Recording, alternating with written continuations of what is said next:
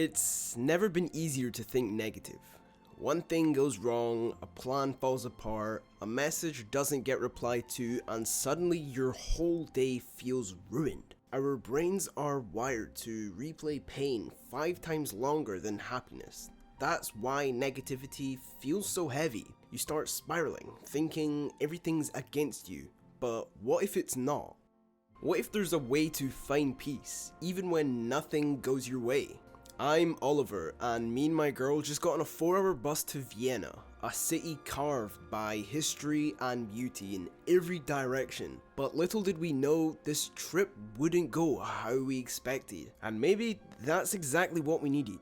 We got off the bus, grabbed some food, and tried to shake off the long ride, heading to our first stop, the Belverde, a museum filled with centuries of art and history.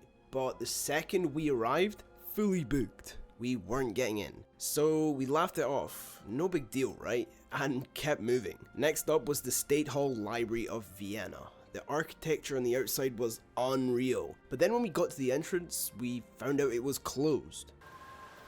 2 of the things we wanted to do, we can't do. At this point, we'd been in Vienna for an hour and nothing had gone right.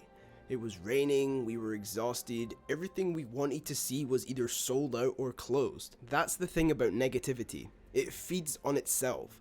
Once one thing goes wrong, your brain looks for the next. And just as I thought it couldn't get any worse, it did.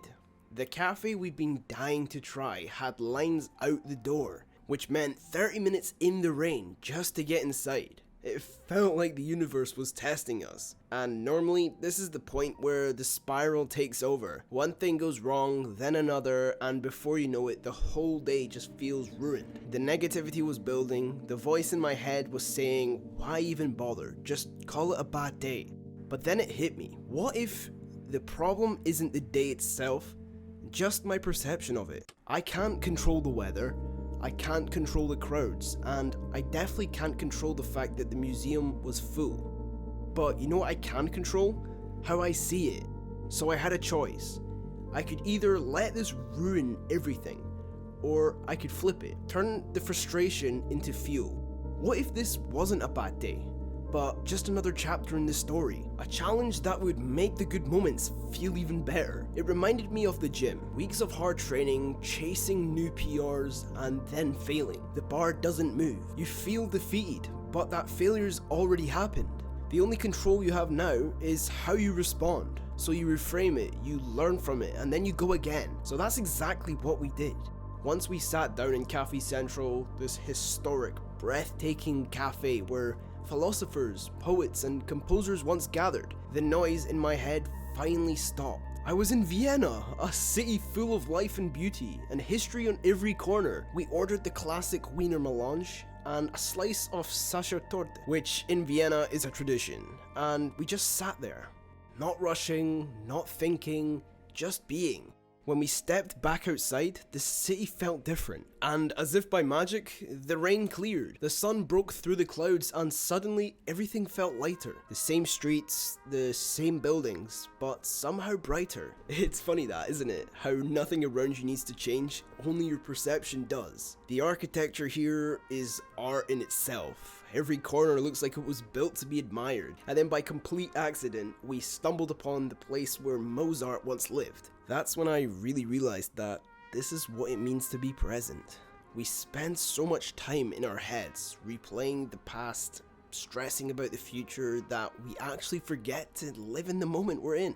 But when you stop overthinking, when you just let yourself be, the world opens up again. Gratitude replaces frustration, and life becomes beautiful exactly as it is. So even though we had one day in Vienna, we made it count. Our final stop was, correct me if I'm wrong, the Kunsthistorisches Museum, a place that felt more like a palace than a gallery. Every hall was covered in gold, every wall telling a story centuries old.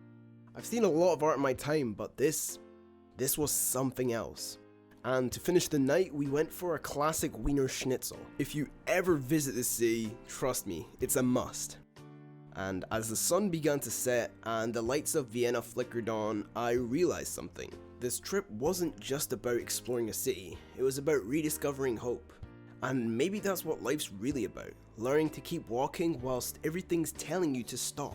Because when it seems that everything's going all wrong, when setbacks just keep coming, hope isn't something that you just wait for, it's something you give yourself.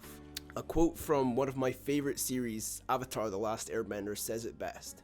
Sometimes life is like this dark tunnel. You can't always see the light at the end of the tunnel, but if you just keep moving, you will come to a better place.